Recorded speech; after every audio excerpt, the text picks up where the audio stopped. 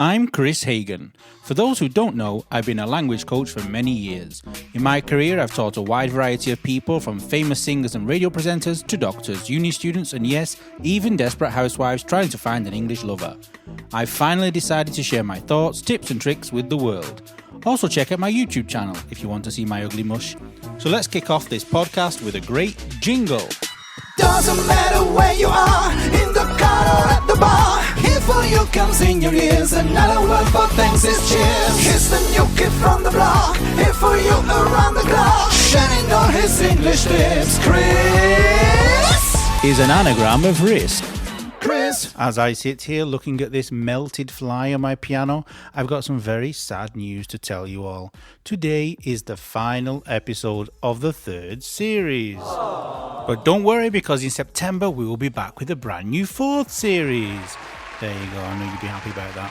Now, to be honest, you're very, very lucky people, because I should have finished 2 weeks ago, but because I was so excited and got carried away with myself, I actually forgot. And so we should have finished at 40, but we didn't. We finished today at 42. Just a bit of adverts. Do you have Instagram? Everybody has Instagram these days. Go and follow all our accounts. Kris Hagan Media, Cirque Magazine, Kris Hagan Language Institute, and if you're interested in what I'm getting up to on a daily basis, The Real Kris Hagan. Also TikTok, Kris Hagan Official. Your daily dose of English is in your hands. Well, I don't know if you can hear the bells behind me, but the church is ringing. Always when I need to record, there's something going on. Now, just going back to the number 42, if you see the number 42 in different places, apparently, because everything that you find on the internet is true, as we all agree, it means great things are coming your way. So, there you go. So, I'm very happy that we're finishing on episode 42. Now it's time for Laura, yes, she found a flight, and she flew from Nashville to record this ride. Laura likes music, and this will know this time. She'll talk about the weather and more. Laura, give for Laura, give for Laura, give for Laura, give for Laura, give for Laura, give for Laura, give for Laura. Laura, give for Laura, give for Laura, give for Laura, give for. Laura's back, and you're going to tell us about your garden. You lived in Narnia or something, you said? Or Transylvania? Where did you live? My childhood was fairly idyllic. I grew up in a very rural county in Tennessee. Rural. I love that word with your accent. Rural.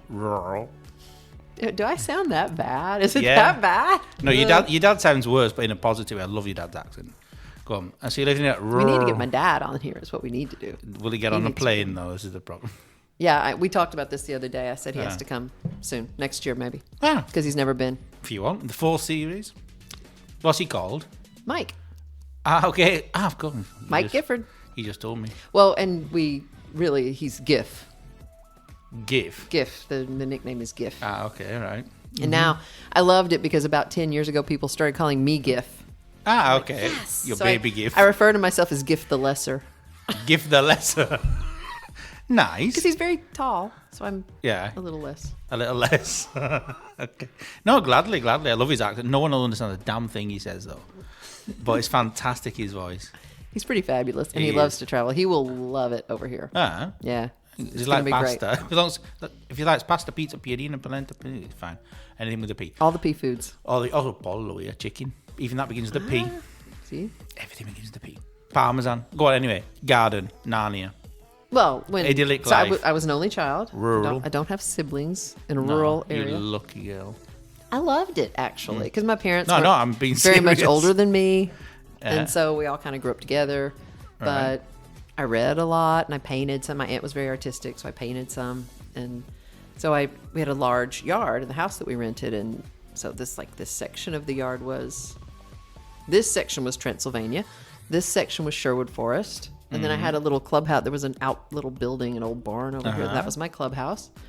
And so I just played in these wee places. Yeah. How cute. And then there was a cedar closet inside in the house. And so it was like a wardrobe. We don't call them wardrobes in the U.S. necessarily. No. But I read the Narnia series. So I was like, okay. I can it's go. A wardrobe. It's a wardrobe. I can go to Narnia. And did you go to Narnia? I went to Narnia occasionally. But how can you play in a wardrobe? Well, what did you get rid of the back of the wardrobe so you can get out the side? There was the wardrobe, and then there was like a cedar closet behind it, so I could. But was it was big? a big wardrobe. I could go in and Okay, and hiding it. Hiding it. Okay, right. And my toys were in there too. So. Okay, right. It's good. Okay. Transylvania, you never been to in real life? No. Or Sherwood Forest. Well, Sherwood Forest is just trees, but it's nice. I nearly killed us in August near Sherwood Forest because I was a bit tired driving the wonderful Italian car in England, and as I came off a slip road off the motorway, I forgot that on the motorways in the countryside, slip roads also have cars coming on the same road, and me, like an idiot, just used both lanes. Thank God I was in a left-hand drive car because I saw the English car coming round before I would have done if I was in an English car, and swerved into the middle of a roundabout. But I just did the whole, sorry, excuse me, old Jewish thing. Oh, sorry. and no one beeped. It's fantastic. Nobody. Do people beep in England? God, yeah. Oh yeah. And in Romania, they beep all the time. When you're driving your car, if there's somebody on the pavement, you beep so they know that you're there. I'm thinking they can see you. You don't need to beep. But Transylvania is beautiful. Very you need to safe. Go there. Extra safe in Transylvania. Extra safe. I would love to go to Transylvania. That would be so cool. Now, in Bran, there's the Castle of Dracula, which is totally fake, but like everything really. But you can go. He stayed there for one night, apparently. Really? But you can go there. Yeah. He stayed there. It's nice. That's It's a bit exciting. IKEA-y inside, a bit like dark wooden IKEA. The furniture, not like the shop. There's no prices on everything, and yellow there are things arrows everywhere. on the ground, on the floor Yeah. to tell you where to go. So, quick exit this way. No, it's nice. It's nice there. Okay, I'll have to put it on my list. Will you take me? Yeah, gladly. Just not on a Tuesday, because on a Tuesday they closed. I realised that when I took some friends to Bucharest and drove, I think it's like 3 or 4 hours without checking. And who closes on a Tuesday? And who closes Dracula's Vampires castle? apparently close on Tuesday. Weird. So in your back garden, you had all these wonderful things. Yeah, and the reason that Were you made Marion? my one aunt, no, Were you robbing? I was probably just one of the merry men. Drinking. I wasn't. That's why you had a happy childhood. You were always drunk. My one aunt, I had 2 aunts Uh-huh. that were fabulous. My mother's sisters. I mean, I have many aunts that were fabulous, but this. No, this you was don't. Stop the one- lying no, to be I nice. Do. I know I'm I do. joking, yeah. I'm very, very lucky. No, you told me that. I won what's the that family one that lottery. you don't like? What's that one? It's got red hair. Oh. Exactly.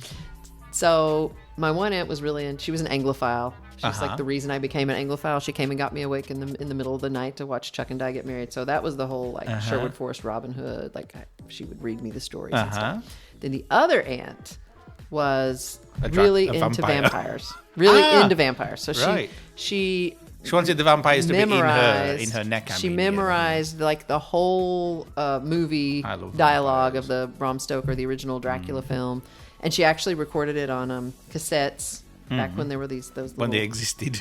well, even early cassettes when the cassette players were these little handheld things that had 5 buttons across the front and a speaker. You've never seen one in your I life, have. I'm sure. I have one. In a museum. No, I have had a one? Commodore 64, which had one of them attached to it. She had a Commodore 64. Yeah, I it was had the a VIC first 20. computer, really. Yeah. It's the first computer I had. Yeah. Yeah. I think my dad threw it down the stairs to claim on the insurance so we could buy a new computer, I think. It's full of Did it tricks work? like that. Yeah, it did. Okay, Yeah. well, then, Yeah. there you go. So, But yeah, I remember that it was So isolated with the 5 buttons. Yeah. And she recorded it. What do you mean she recorded it? The she audio. would take cassette. She put it by the television and record it. You know, each cassette was 60 minutes, 30 minutes on each side. So Yeah. she'd stop it and flip it real quick. And so she had the whole movie on like 2 cassettes, and we would listen to it. And so for years we would just go listen. around quoting just listen to it. This was before VHS, before you could record the video of it. God, we're old. And People are listening to this going, what are they talking about? well, Go to this is museum what and you find this is Laura what and happens I. when you're 50. Me and Laura's there in the Ooh, museum. you're a baby. Yeah. Stop. No, but in Bucharest is nice as well. There's it's nicer now. When I was there, it wasn't that nice. It's getting better. There is a restaurant. I think it's still there. Maybe someone will correct me if it's not. Which is a Dracula themed restaurant, and in the middle, basically, they bring food on these like big metal spikes with like flaming chicken like on fire. And I couldn't eat it. I was vegetarian, but I had some vegetables. Wow. Flaming vegetables. With blood on it, ketchup. But in the middle of the night, nobody told us. We just thought because the place looks like a castle inside, we just thought, the idea is this. The lights went off, but it was a proper theatre job. Dracula came out. He's the worst Dracula ever, but he tried. Did he speak English? No. With that bad accent? I speak Romanian, but no, he was speaking Romanian. Oh. In fact, when you went in then, the past, I said my friends are English, and they didn't really bat an eyelid, they didn't really care, but I just thought, oh, maybe he does it automatically in English. But this guy was really crap, but he was really happy. He was happy. That's the important thing. I was cringing. It is important to find satisfaction in your work. It is, even if you're bad at it. Yeah. And in fact, I took a picture. God knows what that picture is. A picture of me inside his coffin. Because when he disappeared, because I'm me, I thought, I want to go in that coffin. I'm obsessed with vampires. Obsessed. So, my aunt... It's me. It's you. My aunt had a cedar chest. Yeah. And so... She slept in it. She was too tall. Oh, okay. I was a kid, so she had me... She would make me take naps in the casket. That's a bit weird, though, really, with a kid. Well, that's why I'm as cool as I am now. And then she got on an embroidery kick once, and she embroidered a pillowcase for me that had a beautiful little blue. In fact, it's blue and black, like the color of my hair. Now that I think about it, bat with little white fangs and a little red drop of blood. Cute. He was so cute. Oh, nice. So a bit morbid, but cute. Yeah, it was great for a kid. Yeah. So I've been into vampires for a while. So if you would choose between living in Sherwood Forest or living in Transylvania, which do you think you would choose? My yard or the real world? The real one. I haven't been to either. Look, Sherwood Forest, trees. I like trees. England. Transylvania, big trees. Big tree, really tall trees. I don't know. Maybe Transylvania would be more different, more unlike what I'm used to. Definitely different. So maybe You get a lot of cold chips, fries for you. Cold chips. Yeah, every restaurant near the castle, every restaurant I went to, every time they brought me cold chips. When I was learning Romanian. Just because it was touristy. It was my first sentence, probably. Yeah. One of my first things I learned in Romanian, how to say it, these chips are cold. It was one of my first sentences before hello. That's much better than my first sentence that I learned in Italian. Which is? I can't say it. No. Okay, Yeah. then. Okay, so we'll stop now so you can tell me the phrase. sentence. It was a what A traffic phrase. I learned it in traffic. Okay. So what's it called? When you scream at people when you're driving? Road rage? There we go. Italian road rage. Road rage. Okay, so now we turn off the mic. You can tell me what you learned. Okay. All right. Thank you very much. Speak to you soon. Now we know something more about Laura. Thank you, music. What a strange conversation between Laura and I there. Anyway, as you see, when we get together, we just drift and drift and drift. So that was Laura and I in the closet together. Use me, say me any way you want me. You got the power to use me right. Now, this week, I want you to use 3 different words. Now, the first word, hopefully you'll use it because you like shopping. The second one, hopefully you'll use it to make somebody happy. If you whip something up, see if you understand what I mean. And the third one, hopefully you don't need to use this one this week, but try anyway. I'm talking about these 3 words. The first one, the spelling is RECEIPT. The second one is RECIPE. And the third one is PRESCRIPTION. I'm talking about receipt, recipe, and prescription. Remember, a receipt is what you're given, that little piece of paper after you buy something. A recipe are the instructions that you use when you want to make something, when you want to make a cake or a nice meal for your loved one. And a prescription is what the doctor gives you when you need to go and buy tablets. So try and use these 3 words this week and be careful of the pronunciation. Receipt, recipe, and prescription. And I beg you to fix it. Now, I know this song is not the Imagine Dragons, but I want to say thank you to the people who sent me what they think is the original name of Imagine Dragons. If you want to find out, go and have a look at my social media. You know where it all is. Now, this week on Fix It, not only do I want you to fix the pronunciation of the words in Use Me, but I also want you to remember the difference between a client and a customer. So, imagine I make pasta. Me, personally, I'm making pasta. I do it every weekend. I have the pasta machine and everything. I make pasta and I give my pasta, I sell my pasta to a supermarket. That supermarket is my client because the customer is the person who will eat the pasta at the end of the long process. So the client is the person who's, let's say, in the middle between the producer and then the customer. The customer is the one who uses the final product. Now, I want to say a big good luck. You don't say a big good luck. So I want to say good luck to Matteo, who this week has an exam for the British citizenship. Now, what I saw was online, I typed best things about becoming a British citizen, and they were all pretty boring. So I've created my personal top 5 things about becoming a British citizen. Are you ready? So let's start off with number 5. Obviously, we do this in reverse. No.